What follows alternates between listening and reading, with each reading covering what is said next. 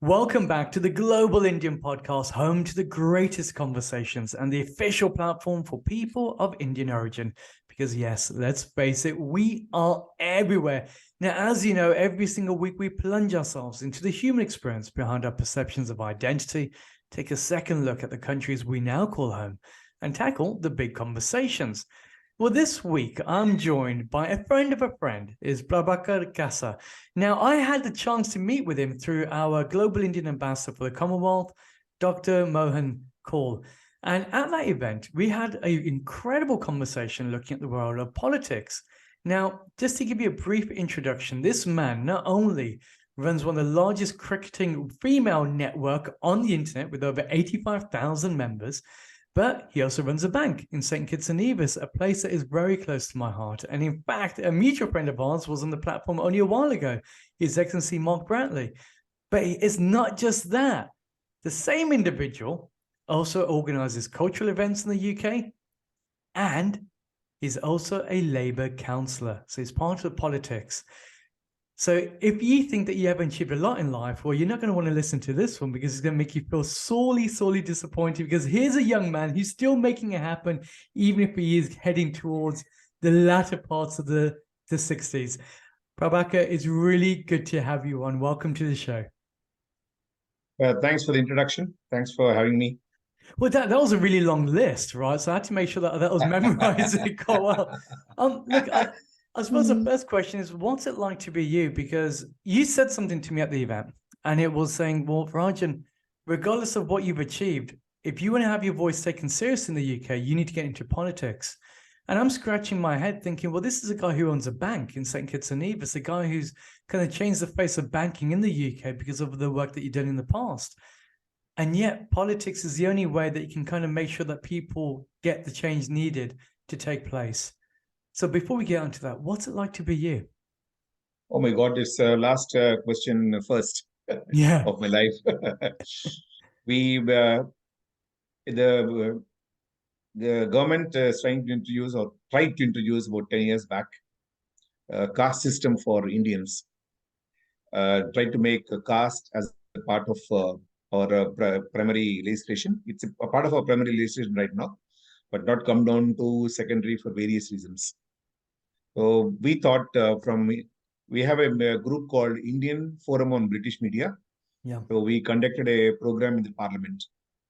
And most people, of course, said that the caste system should not be established in India, so that otherwise every Indian will be asked in the census and probably everywhere, what's your caste? And there'll be gradation of castes and all that. So one girl came at the end of it and said, Uncle, they said, what? What are you, a councillor or a parliamentarian or something? I said, no, I'm not into politics at all. I said, what, uncle? You're not into politics and you're telling all of us to join politics. Then that sparked off something. If you want to be taken seriously, you have to be a politician. Yeah. And that got bitten hard when I went for somebody, my neighbor, who was complaining to me that the hedges were not cut. And every time he came out of the house, his clothes were getting torn when you tried to walk on the footpath. So I took that case to our council and told them, look, this is the situation. But nobody took me seriously. Then it struck me very clearly and neatly. Look, if you want to be taken, especially if you're a migrant, seriously by the authorities in this country, you have to have some designation of sorts. Could be a very lowly councillor, not necessarily everybody can't be a member of the parliament, but need to have some political voice. Then you will be taken seriously. Then I started going for the labor meetings, and they asked me one day whether I would like to join and stand as a candidate. Then I stood as a candidate and won. At least when I go to the council and tell them that there's a pothole, some lines are not being drawn properly, any small thing of life, some buildings don't even have community bins. Any issue of that sort, small issues of that towns manage or councils manage. Not necessarily, we're not talking about big boroughs and all the stuff, but community centers. But smaller issues of life, if you want to sort out, you need to have a political voice. Otherwise, sending an email doesn't do anything at all in this country. What have you learned about Britain since being into politics, since having that political activism? One, you need to work harder and harder. If you think that you can work as little as any local person does, and try to be on equal terms with them, that won't work out at all. Unless they see you 100% or 125% sincere, they won't treat you as an equal at all. And when you want to be treated as an equal, there comes, of course, the problem of competition. There comes, could be jealousy, could be knocking each other down. So one has got to take into account all these things when you want to have power and rise up in the power ladder. And then what do you think is the biggest misperception then that people have about politicians or even councillors in the UK? Because recently there's obviously a report coming from Labour about the BAME community that Labour was supposed to do something on that side, then it did a U-turn. When people look at you, do they think that you're just a member of your political party, or do they see you as a member of their local society?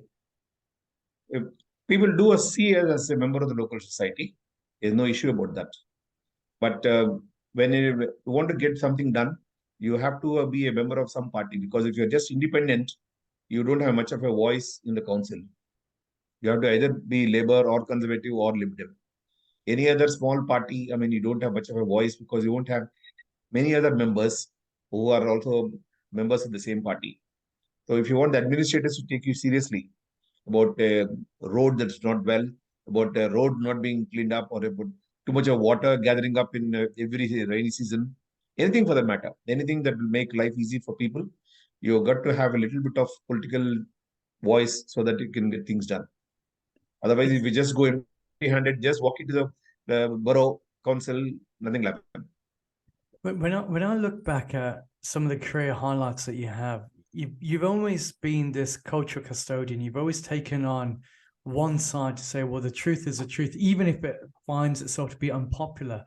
You were involved in a very large banking case in the UK many, many years ago. And it resulted in an awarding of over 100 million. And it's one of those remarkable stories because you played a pivotal role in that. And ultimately that changed the way that people looked at foreign banks. And it also changed the way that banking licenses were. What happened? What was it that made you want to step involved in there? And how did you make sure that it was actually taken as seriously as it should have been? Because we know what traditionally happens. There's a big giant carpet and there's a big broom underneath, and somehow it's just swept somewhere else. Run me through that situation. What happened? There's a Bank of Credit and Commerce International. It's a Pakistani bank, of course. Started in 1972, but folded up in 1991 because it fell into a lot of fraudulent practices. And there are a lot of other banks which had interaction with them, commercial transactions with them. And in 1991, the liquidators were Deloitte and Touche. They had to pay back the depositors, 11 billion in those days. They had to get the money. They had to recover the money from different borrowers from different banks, and they also used a few banks of being in partnership, in collusion with BCCI. So they filed suits on different banks, another Indian bank also in UK, and several banks in the US, in the Middle East, in Central America too.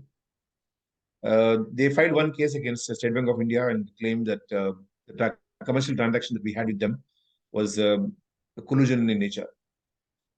Of course, and they said that we should pay back 125 million US dollars in those days, way back in 2003. That's a lot of money. Yeah. We did our bank, of course, at that point of time was not in a mood to help BCCI or anything of that sort, but gave the money as a pure commercial transaction. But Deloitte and Touche didn't believe it, took us to court. Our fellows prepared well, and we won the case.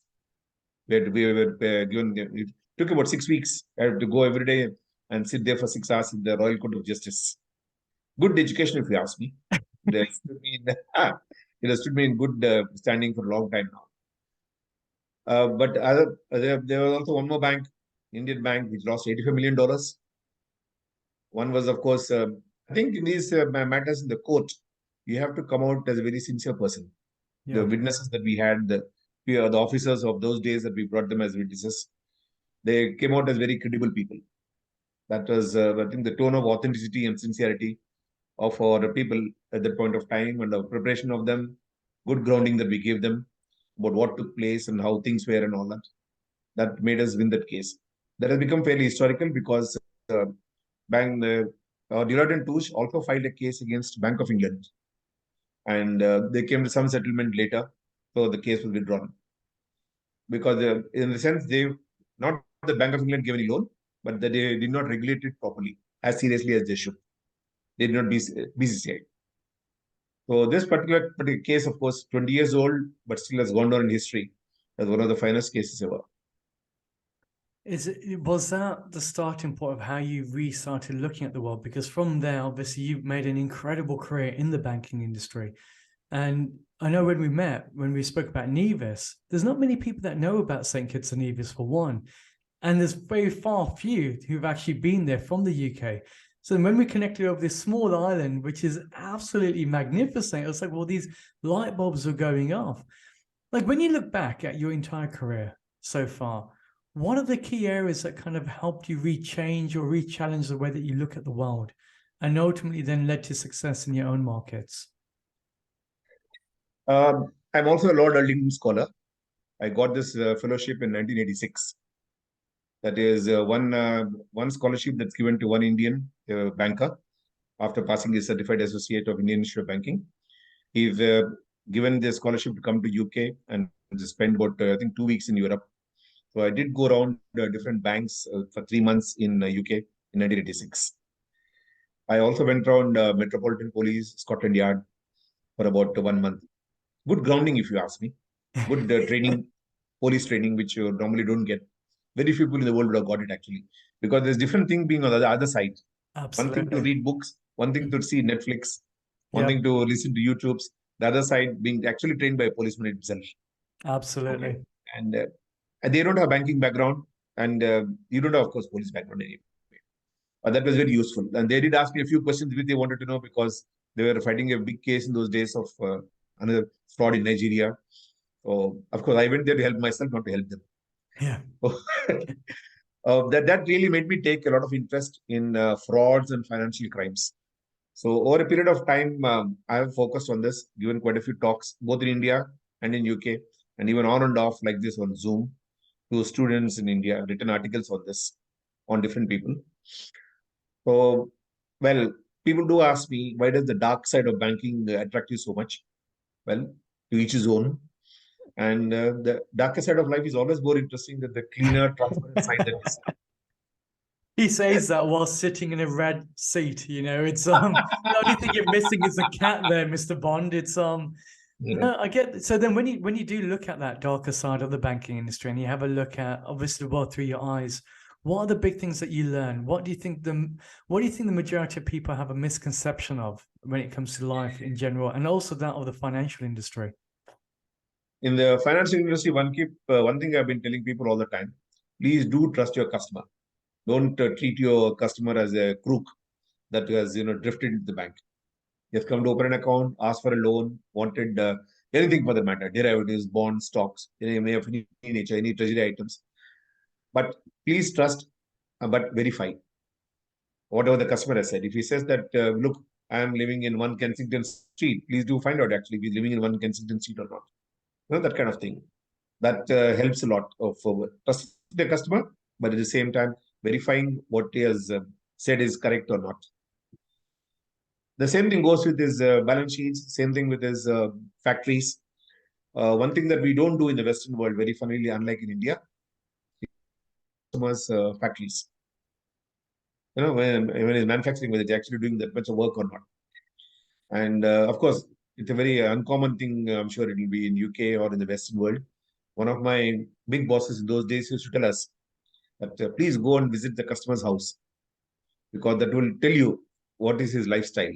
And because the customer could just come in a dhoti and kurta pajama and all that stuff, but when you actually go to his house, then you'll find a small elephant made of gold in the front room.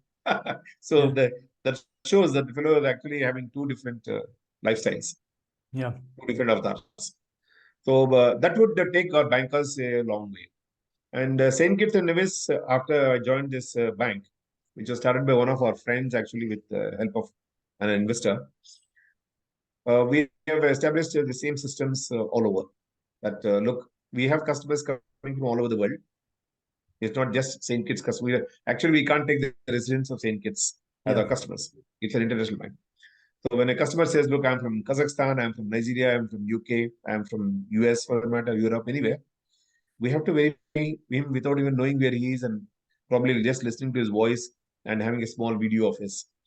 We do have systems for verification now to the extent possible. Yeah. There are people who have told me, immigration authorities, that a passport is of no use in verifying a person's identity. But then Really? ultimately, yeah, at the end of the day, you have to verify people from something or other to the extent possible. So that's what we do in our bank also. When you look back outside of the career of banking, when you look back at your life so far, are there any frustrations that you have?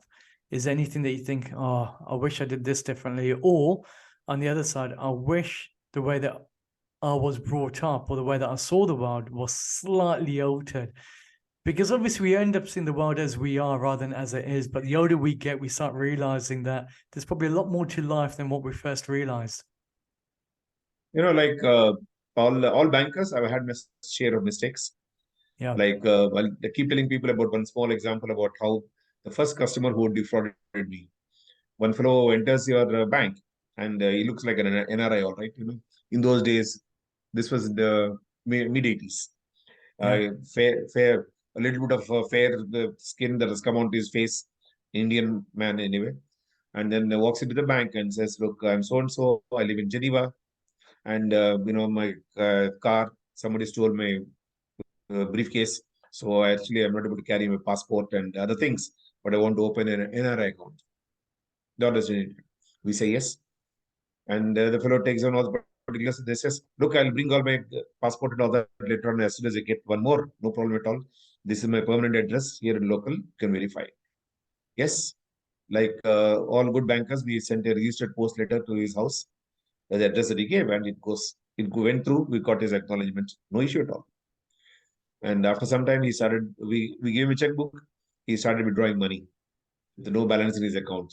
So after 3 small checks were being paid at the teller, the teller counter where you Yeah. pay straight without verifying balances, business.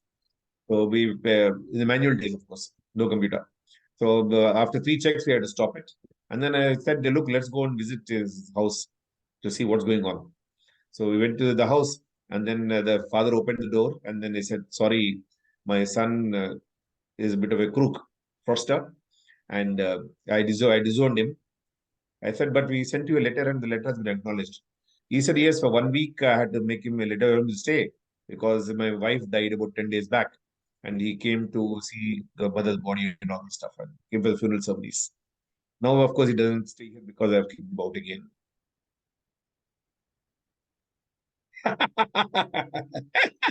Does So you that still happen? Does this level, not this level, because obviously when we have banking, we hear of the big cases. You have the Help Punjab National Bank case and everything else. Just thinking out loud, is it still very common? Is fraud within the banking industry as common as it was before? Oh, yes. Notwithstanding our computerization or ability to verify anything that anybody says, you still have frauds, plenty of frauds. People who say that they're running a hotel, the hotel doesn't exist. People who say that customers who say, corporates who say that they're having a big high-rise building coming up somewhere. They actually go and visit for a site visit. There's no high-rise building at all. And I've had one case in UK, of course, luckily our HSBC didn't lose much money. But when I had a doubt whether the company was actually doing well or not, uh, and somehow or other he came to know that I was going for a site visit. That day, the factory ran, wine bottling company in UK, United Kingdom, a little about 100 miles away from here. Then that was the only day that the company ran. Not running the 2 weeks before, and it didn't run after that. But when I talked to the engineers and everybody around, I saw that things were a little rusty and things were a little dirty and all that. I said, in a wine bottling factory, how can it be so? Then my report was that I'm really suspicious of this. We didn't allow him to draw any more money after that. And then we came to know that we were informed by our outsiders also later on, and the company had become insolvent in a matter of 3 months' time. This is United Kingdom. So I can tell you how stories convert this into financial crimes in UK, but that's not going to help. No, but that's the thing though, because often in the UK, we kind of think financial crimes is mainly something that happens outside of our borders, because here everything is cricket, everything is clean cut, gentlemanlike. But you've got that telltale shake of the head. Like, how bad is it in the UK then? Well, I can give you another example that we were asked to verify the authenticity of some customers, all customers that are there in our group. I said, okay, we will go and verify in Ipswich. We went to one, I won't name the That's fine. origin of the person. The customer can take, they're running a takeaway. And then we go there and then knock on the door. It's closed anyway. Knock on the door and one fellow opens the thing in shorts and then says, "What do you want?" And we tell him, "Look, we come to check your canteen and how is the takeaway and how it's doing." He says, "No, it's closed for the last 5 years." I said, "What?" And then we said, "Who's the manager?" He said, "I'll call the manager." The manager comes and he says, "Yeah, it's closed for the last 5 years." They said, "But you have been crediting your account £1,000 in cash every day, saying that your daily collection." And take away people in those days, at least about 5 years, 10 years back, people paid in cash. Yeah. Card payment for takeaways is of recent origin anyway. So then I said, "Look, okay, that's going to stop from today." He says, "Yes, now that you have caught me, I can't anyway go to your bank. I'll try other banks." Wow. Wow. And it's just that open. Is It's as part. open as that when it comes to. We had a case of some other bank here recently where bullion merchant Yeah. had, I think, about 15 million odd. Yeah. He had been, and the money used to come in black bin bags, cash. Like, wow. So, I mean, it was nice to think that, that, like you said, your statement that the crime only beyond the borders of UK, very nice thought. I have no problem with that at all. But it's a good delusion. And that's it. I think it's a collective delusion, isn't it? Because we don't want to see. Yeah. Being a counselor now, does it also give you a deeper insight into the politics behind how a lot of these things work? Like, how clear cut is it in the UK? Quite honestly, because people are now saying the UK we got a cost of living crisis. It is as hard as it's ever been before. We're going into recession. A lot of people are blaming the banks. So you guys are to blame because even though interest rates are going up, you're still making over 10 million in some cases per day. You're quite lucky because you sit in both worlds. You know what it's like from the banking side. You also now know what's from the political side. What's the reality? The reality is we have very high cost of living, and your personal inflation would definitely be between 15 and 25% for all of us. Yeah. Because we don't buy a house once in 5 years. When they talk about the cost of living, they include a lot of things which you and I don't touch at all. Yeah. The prices go up in that particular segment and sector. It doesn't really matter to us. Yeah. But things that we buy, ordinary things like clothes, fuel, and Bread, groceries, milk, yeah, provisions, absolutely. milk, and all that. So these things, it's going up by 16 to 25% every year. I mean, I don't want to reduce our podcast into discussion about the cost of vegetables, but if you're going to have aubergine 1 kilo, 8 pounds, Yeah. I can't imagine how long people will be able to eat vegetables. And we have very long queues in food banks now. Yeah. I mean, earlier, we had just had one food bank, and I used to wonder when Borehamwood, Elstree is supposed to be a rich area, how come we are having food bank? Now we have 4 food banks, and people start standing in queues 2 hours before it opens. Otherwise, they say that we can't get what we want. So the cost of living is a very, very serious issue. Added to that is the amount of fraud that's there in the country. Like you take, for example, the bounce back loans. Take the loans that have been given to companies, maximum 50,000 per company. The cost is of the fraud is supposed to be 20 billion pounds, not 1 or 2. And the fraud itself is 20 billion pounds. Of the amount given 20 billion pounds is fraud. That means the money won't come back at all to the government. And the same thing goes with even our this furlough scheme. Yeah. Most companies drafted a large number of employees who were not there at all before and put them on furlough because they were getting 2,500 from the government. And Nobody then will talk about it, normally. nobody does talk about it. I And don't know, nobody talks about it. Or even the cases of eating in restaurants for first 10 pounds off. Luckily, yeah, the scheme is out now. That was another big fraud. in what way? That was the eat out to help out, wasn't it? Yeah, eat out to help out and all that. Well, the fellows started getting a lot of customers on paper. Mm. And So, claiming back. yeah, right. That's all. Who would pay 11 pounds, 12 pounds, and the first 10 pounds is taken off from the government.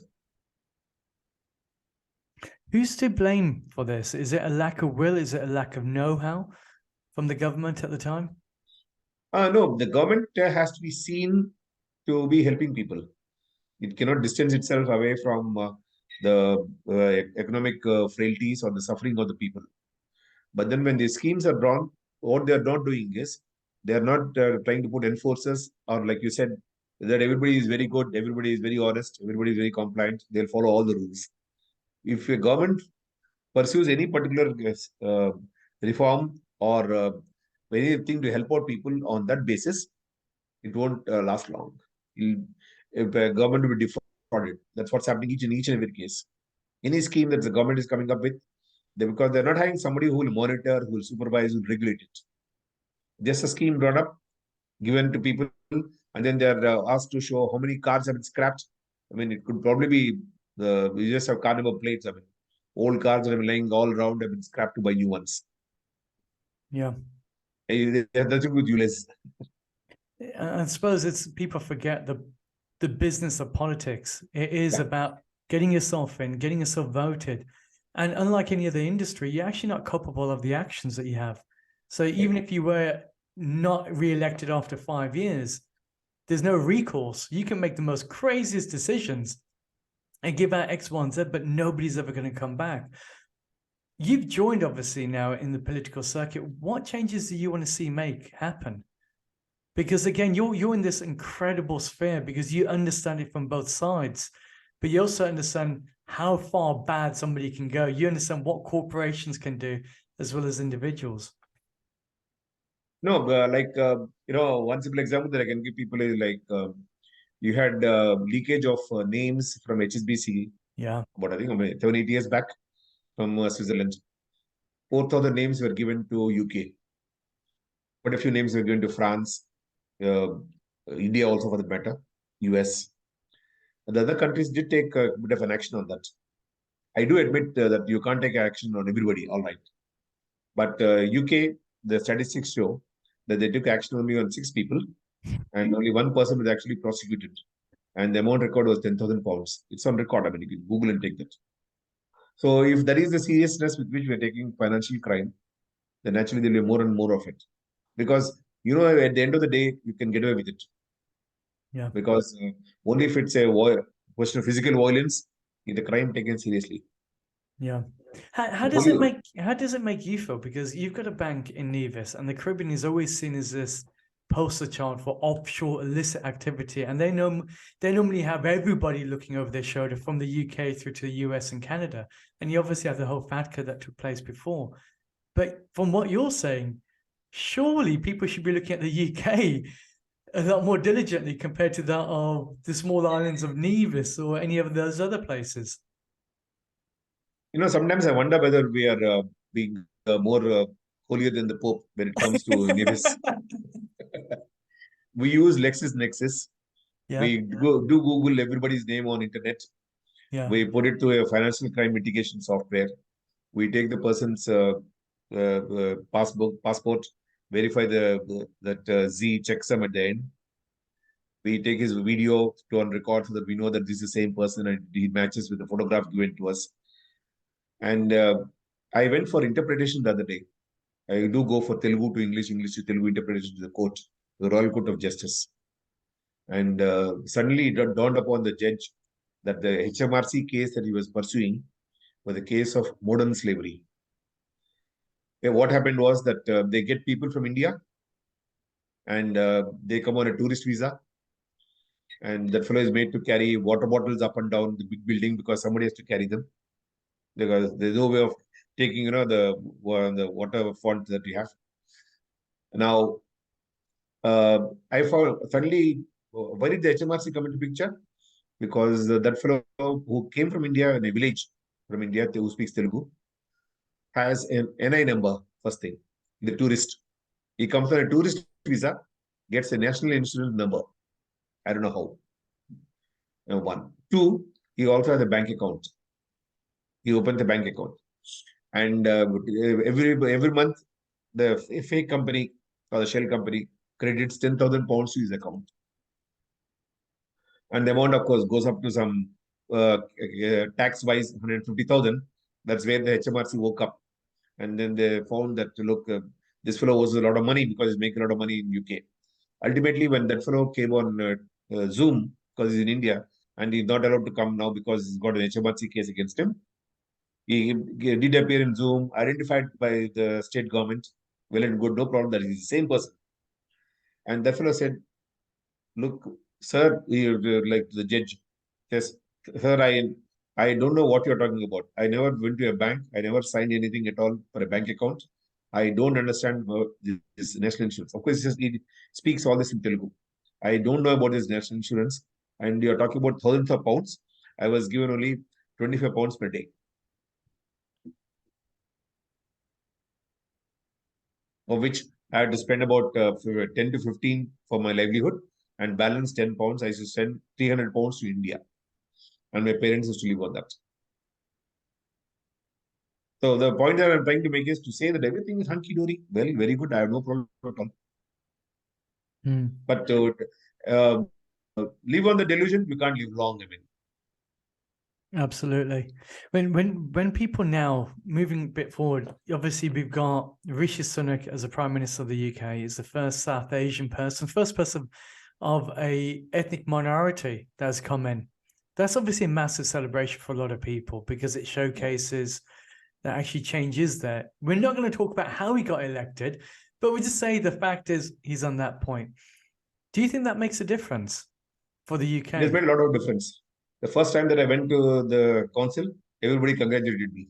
I said, look, be careful. I'm Labour, he's Conservative. No. Imagine an Indian man getting to that particular position is very good. I have no problem at all.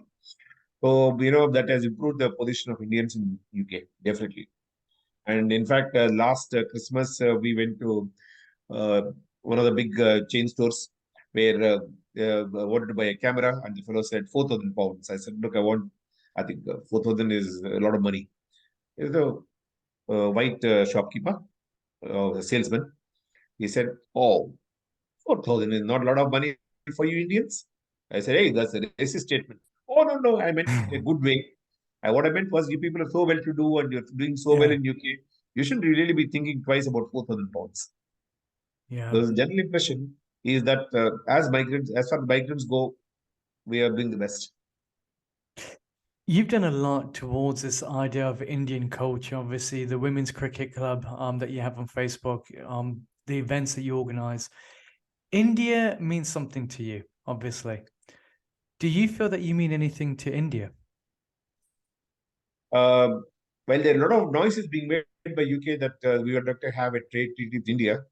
The amount of trade and investment is not hugely significant. I mean, roughly about 2% of the entire trade and investment that UK gets as with any country. But I mean, the amount of noise that is being made, I don't think it's very significant. I mean, not that they would like to lose it, but it's good to have all the commercial partners. Is it more optics than anything else? Yeah, more optics and more noise, more media coverage than reality.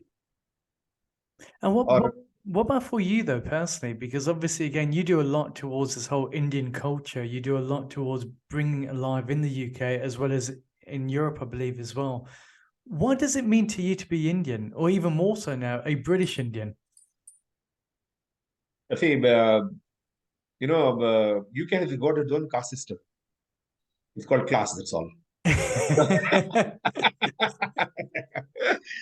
I've been thinking about it loudly. Of course, I don't know how many people will accept this particular idea. I think the Brits always wanted to have look to what class does he belong? Where do I put him in the social hierarchy when they meet people? So I guess when they came to India, did the same thing. We had caste in India for a long time, for the last 5 years, I'm sure. But it was not a system. It was not written down and imprinted on your forehead that you belong to this caste. It was very flexible. People have changed. If you notice by the names that their caste has changed over a period of time. But somewhere about 1870s, one Englishman, of course, took down what are the castes in Bengal, made a big list. And by about it took quite some time to implement it. In 1911, it was implemented, and that became a field in the census report. What caste do you belong? How many people belong to which caste? Of course, by 1920s, people did change their caste because they didn't want to be in that particular caste in the reports. That point I'm trying to establish is in the British system, you have to which class are you? Are you the major royal? You're the minor royal, or you're the aristocrat? You're a noble, or you're in the merchant class. So they'd like to position you when they start talking to you, and it could be also like, for example, we go for a new meeting. You are asked simple things like which team do you support? I mean, I guess if you're supposed Man U, yeah, well, that means you're upper class. It's about Arsenal. But if you support West Bromwich Albion, then yeah, you're not Yeah, even allowed to be exactly. through the door. Absolutely. Exactly. So that's how it goes. So that's one problem that you have in UK. I mean, the moment you walk in, you can't change your color, you can't change your accent, unless you're born in this country and stayed in this country, in which case you might get a bit of a local accent. So that does distinguish you a bit, and it is certainly a handicap of sorts in some places, at least, where your social hierarchical position does matter. You don't feel it much if you're at the top. When I was at the top, in the sense when I was the boss in the State Bank of India, I went with that business card. Uh, I didn't feel much. When I stepped down to HSBC, yes, sometimes I has to be the only brown man in the whole group of 20 people. And people look and say, hey, how did you manage to get it? That kind of look. Yeah. You get used to it over a period of time. I mean, I wouldn't like to use the most used word in 2021, gaslighting, for this purpose. Yeah. But I guess you're gaslighted so much that you stop feeling it. Yeah. Otherwise, I'm sure for most people, migrants in particular, coming from Asia and Africa, there'll be at least half a dozen instances in a day where you are shown your place. And I think what's quite erosive of that is that when you do speak out, people say, well, you're utilizing that as a tool. And I think that part is true as well. There's a lot of people, unscrupulous individuals in the communities, that will utilize the arbitrary factor of skin color to say, well, now I am the champion of my people, based purely upon a pigmentation on your hands. And then on the other side, you got people who don't speak about it, but they do go through it. And as soon as their voices are told in the media, they're almost ridiculed and made smaller and pushed away. It's incredibly interesting speaking to you, because you've gone through this incredible plethora of experiences that have taken from India to the UK to the Caribbean, back again. What are the changes that you'll love to see happen in the next 5 years in this country? In this country, we're becoming poorer and poorer. That's one thing that strikes me wherever I go, especially in London, Borehamwood, the number of people sleeping rough, number of people along in the food banks. If you take simple things like the topics that you have in your own socioeconomic levels, I mean, I've now gone down to, like I said, vegetables and groceries and cereals and cost of fuel all the time. I'm not saying that earlier they should discuss mink coats, but then the topics have come down to lower basic levels. Productivity is very low in this country. Main reason why anybody employs a migrant to work in your house for building is only because their productivity is much higher. Yeah. But we have to deal with 90% local people, British people. Plus their productivity, they're determined to increase their productivity. The country's productivity can't go up. Country's Yeah. productivity cannot go up because the migrants are very hardworking. That's a very silly thing. They might do cheaper level of work, like the Spaniard, the Mexicans in US, California, and all that. Same way here, but that can't last long. Otherwise, there is a grave danger of this country becoming another Spain in a matter of about another 30 years. Oh, Because wow. we don't have any colonies. Earlier, you had colonies. You could increase the taxes there and then fight a war. You could starve them and then give it to the soldiers to eat. There's a few million starving, that doesn't matter. Let the soldiers eat. That kind of thing. You could get as much oil as you wanted. That's why we have these needless wars. I mean, I keep thinking there was no need for Libya and Iraq to go down that way, only because we had oil. And thank Mm. God India doesn't have oil. Nobody, Yeah. one of the blessings of our Trimurtis is that they didn't give us oil.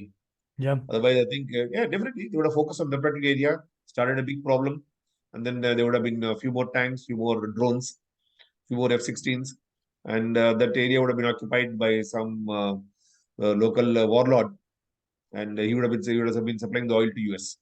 So there's no need for that to happen because we don't have anything of that sort. And other areas of India, no particular country wants it. That's why.